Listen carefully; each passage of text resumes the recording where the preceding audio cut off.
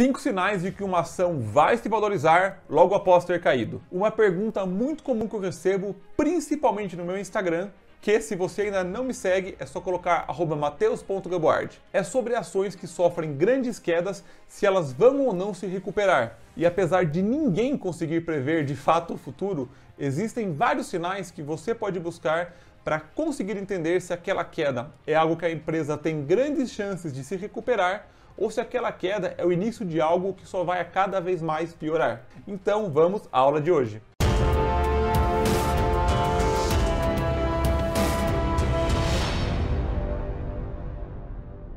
E apesar de existirem casos de recuperação muito expressiva, como por exemplo a PetroRio, que foi da cotação de R$ 12,86 por ação em 2012 para a mínima de 13 centavos por ação em 2016, e foi realmente se valorizar a partir de 2019, estando na data da gravação dessa aula com a cotação por volta dos R$ 27, uma valorização de 20.000% desde a mínima, que para critérios ilustrativos teria transformado R$ 10 mil em 2 milhões. E eu digo critério ilustrativo, pois é muito difícil encontrar alguém que tenha de fato comprado na mínima e vendido na máxima. Se alguém tentar te vender a ideia de que isso é possível, tome muito cuidado. Ou ainda mesmo empresas gigantes no mercado hoje, como a Microsoft, que no ano de 2000 era cotada a $57 por ação, chegando a ser negociada abaixo dos $17 em 2009, em uma queda longa e sofrida, e só começou de fato a se valorizar de maneira expressiva a partir de 2017, chegando em 2022 a valer mais de $300 por ação e ser uma das top 5 empresas mais valiosas do mundo. Mas eu quero quebrar o mito de que toda empresa que cai tende a se recuperar. Isso é falso. Podemos utilizar o caso, por exemplo, da Gafisa,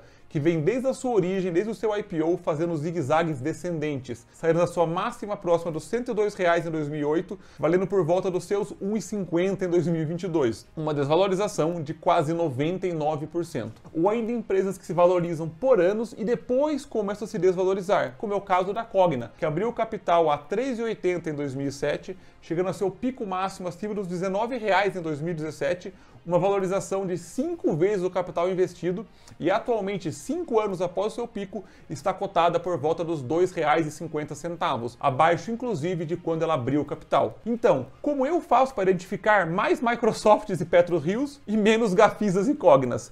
Eu vou te ensinar aqui 5 sinais que você pode facilmente identificar para encontrar empresas que têm grandes chances de se valorizar após uma queda expressiva. E se você quer uma aula dos 5 sinais de que uma ação não vai se recuperar, deixa aqui nos comentários que se houver uma demanda por essa aula, tenha certeza que nós faremos. E o único sinal que o YouTube precisa para entregar esse conteúdo para mais pessoas é o seu like. Assim você nos ajuda a crescer cada vez mais e continuar produzindo conteúdo para você. Bom, sem mais delongas, vamos lá. Primeiro sinal: a cotação da empresa caiu por alguma notícia que não está relacionada aos fundamentos da empresa. Existe um ditado muito famoso no mercado de ações que é o seguinte: uma empresa cai no boato e ela sobe no fato. Isso quer dizer na prática que, no curto prazo, o mercado é altamente emocional e reage de maneira exagerada a notícias, como, por exemplo, a cotação de empresas do agronegócio podem reagir mal se sair uma perspectiva de uma geada um pouco mais forte, ou empresas de tecnologia podem sofrer uma queda quando surge uma notícia de um novo modelo de negócio que vai revolucionar o mundo e o mercado. Isso gera uma reação emocional no mercado, e isso acontece tanto para cima quanto para baixo. Porém, em muitos casos, inclusive vamos pegar o exemplo que eu acabei de dar para vocês, empresas do agronegócio, elas têm seguros em caso de geada. O medo da diminuição da oferta pode gerar um aumento da demanda, que irá gerar um aumento de preços que inclusive pode aumentar o faturamento da empresa, ou ainda ser o ciclo normal do mercado que já era esperado por todos os players e nada acontecer com os resultados. Já no exemplo das empresas de tecnologia, a maioria das inovações que prometem mudar e melhorar o mundo como um todo acabam por não ser aquilo que era prometido. E se de fato elas forem, o que impede as grandes empresas de tecnologia de absorverem aquela inovação ou mesmo melhorarem aquilo e terem inclusive resultados melhores que o esperado? A realidade é uma só e muito simples. Ninguém consegue prever com exatidão o que vai acontecer acontecer com uma empresa individualmente. E ficar lendo notícias que, via de regra, vão te dar a ilusão que era possível prever qualquer movimento de uma ação só vai atrapalhar as suas decisões. Acredite em mim, eu já fui a pessoa que ficava lendo notícias diariamente, esperando que aquilo ia me dar alguma vantagem em relação aos outros. Mas 99% das notícias não servem para nada para quem investe com foco no longo prazo e só vão te atrapalhar nas suas decisões. Acredite, eu já tomei mais decisões erradas por seguir notícias do que decisões certas por causa delas. Ignorar notícias foi uma das melhores decisões que eu já tomei. E investidores que dormem tranquilos à noite e usualmente têm retornos superiores ao mercado como um todo, acompanham os resultados das empresas, não as notícias. Raramente as notícias afetam alguma coisa. E até justamente por ficarem longe do desespero de compra isso, vende aquilo, que hoje eu consigo me incluir nesse grupo de pessoas e nós fazemos a coisa que dá mais resultado quando o assunto é investir na bolsa, que é deixar o tempo fazer o seu trabalho.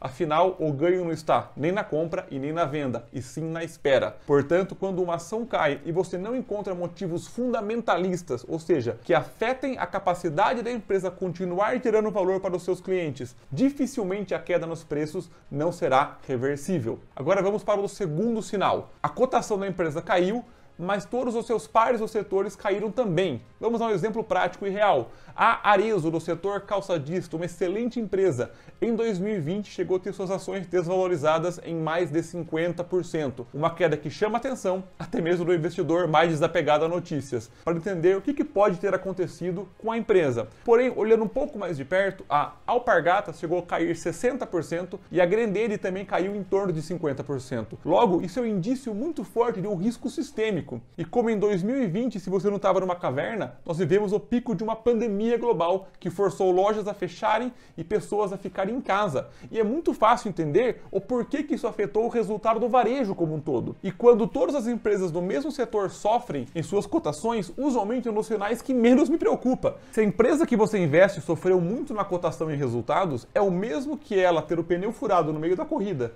Porém, se todas as outras empresas também tiverem seus pneus furados, a corrida ainda fica justa. O que me preocuparia seria o contrário.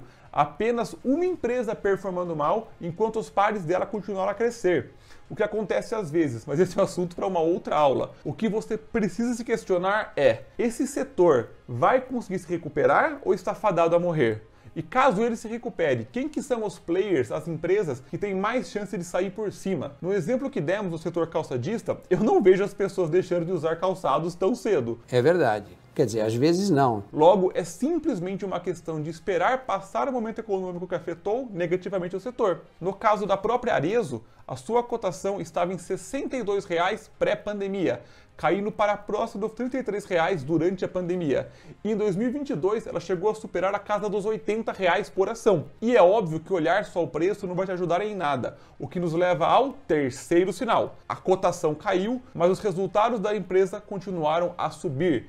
Esse é um dos sinais mais fortes no sentido de recuperação dos preços. E, inclusive, temos no nosso canal uma aula onde eu analiso o resultado anual de 23 empresas que investimos no nosso quadro Encher na Carteira, que está aparecendo aqui, que já está com quase 30 episódios no ar. Nesse episódio em particular, eu te ensino quais são os indicadores específicos que você deve acompanhar em cada empresa. E falando em sinais, se todo esse conteúdo e rede de aulas não é um sinal claro para você se inscrever no nosso canal, eu não sei o que mais pode ser. Mas voltando, as pessoas esquecem que as ações, elas não são cotações que estão na tela do seu celular ou do seu computador, mas são sim empresas reais com produtos e serviços à venda. E quanto mais lucro elas tiverem na venda dos seus produtos e serviços, mais valiosa a empresa se torna.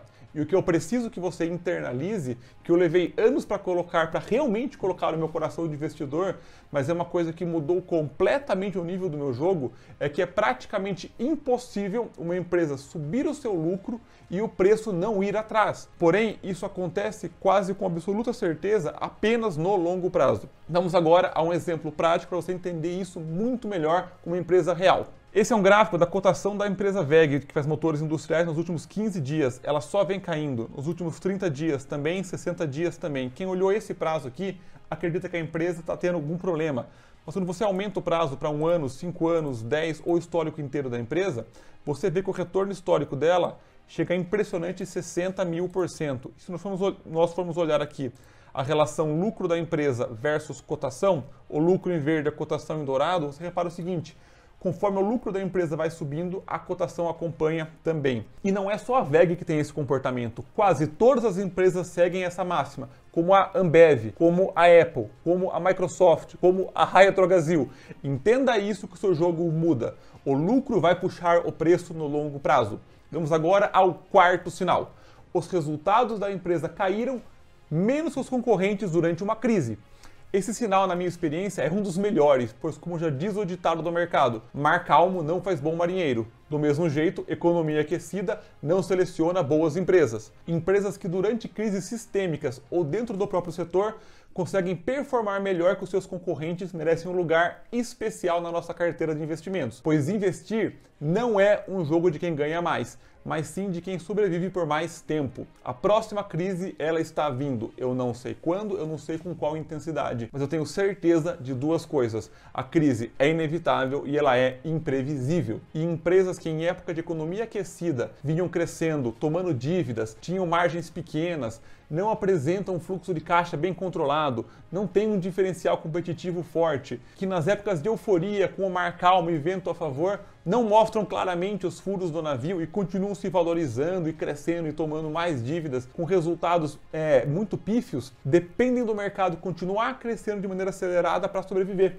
E se elas não têm seus custos controlados, não têm um caixa saudável, quando a crise vem, isso coloca elas em uma situação extremamente complicada e muitas delas acabam por entrar na espiral da morte da Bolsa de Valores, que tomam dívidas para sobreviver e como não conseguem pagar as dívidas porque não conseguem ter mais os resultados de antes, as força a tomar mais dívidas e isso acaba por criar um efeito da bola de neve negativa. Só que, em paralelo, uma empresa que mesmo durante a crise consegue passar por ela sem precisar tomar dívida ou tomando uma dívida bem controlada, mantém a sua parcela de mercado, mantém o seu market share, já trabalhava com operação enxuta, tem seu produto muito bem posicionado no mercado, faz uma boa gestão de caixa, tem um diferencial competitivo, ela pode sim sofrer com seus resultados, mas quase que inevitavelmente essa empresa vai se recuperar. E ainda por cima, quando a economia se recupera, adivinha quem que ganha o mercado deixado pelas empresas que não passaram pela crise? Pois bem, entenda isso que o seu jogo sobe mais um degrau. Vamos agora ao quinto e último sinal. Ela caiu após um resultado positivo. O que pode parecer estranho ouvir isso, mas é extremamente comum no curto prazo empresas darem bons resultados e a cotação delas cair, pelo simples fato que o mercado esperava mais. Vimos vários exemplos disso no primeiro trimestre de 2022 no Brasil,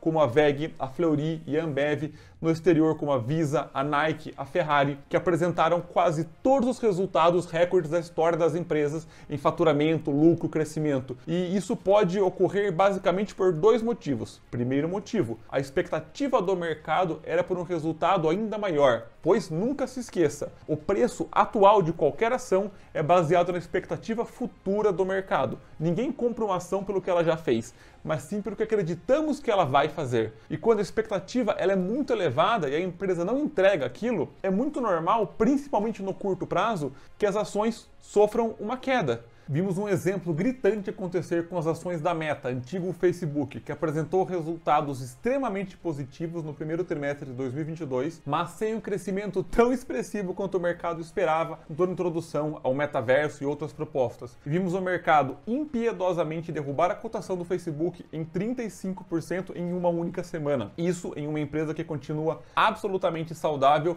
por todos os indicadores possíveis. Segundo motivo, quando o mercado está com muito receio do futuro, ou em meio a uma crise, ou muitas incertezas econômicas envolvidas. Todo esse medo leva a uma fuga da renda variável em busca da renda fixa e pode derrubar o preço das ações de maneira generalizada. E isso causar um efeito bola de neve, no qual as ações caem porque as pessoas estão saindo e por causa dessa queda, mais pessoas ainda saem. Porém, você que é aluno do nosso canal sabe que se alguém vendeu uma ação, na outra ponta existiu um comprador. Não existe uma venda sem uma compra. Então saiba que sempre tem alguém pessimista de um lado que quer se desfazer de um ativo, existe do outro lado alguém otimista que quer comprar aquele ativo. E se tem uma coisa que mais de 200 anos de história das bolsas de valores do mundo nos ensinaram, é que a combinação de comprar consistentemente boas empresas, seja em épocas de alta e épocas de baixa, junto com a paciência, são a receita para você ter um resultado que as outras pessoas vão olhar um dia e dizer: Ah, mas você com certeza deu sorte, não é mesmo? E se você quer aprender a analisar do absoluto zero, não apenas ações da Bolsa Brasileira, mas também fundos imobiliários, escolher as melhores rendas fixas e investimentos no exterior